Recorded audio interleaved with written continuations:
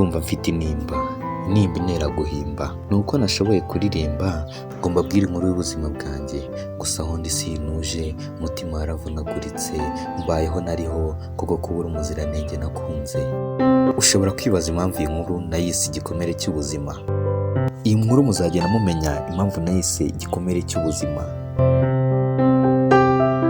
Ndagira ni nabonye umunezero wanjye ubwo nigaga mu mwaka wa 4 wa kaminuza, tariki yari 13 Kamena umwaka w'2010, ubwo natahaga ubukwe bwa mugenzi wanjye Kibungo.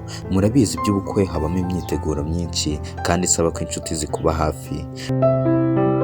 Ku itariki 12 Kamena umwaka w'2012 nirirwanye n'umugeni Nyanza kuko ariho yagombaga gutura. Twiriwe dushyira ibintu ku murongo kugira ngo mu gitondo tuzinduke tujya gusaba, ari nabwo ubukwe bwagombaga gutaha.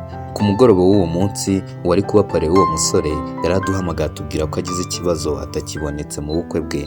Twatangiye kubunza imitima twibaza undi waba pare turaheba. Nibwo twafashe umwanzuro ko ngiye kumubera pare aho kugira ngo biduteshe umutwe kandi nta yindi mirimo ikomeye mfite muri ubwo bukwe. Nuko mu gitondo twarabyutse turakaraba twerekeza ya Kibungo tujya gusaba.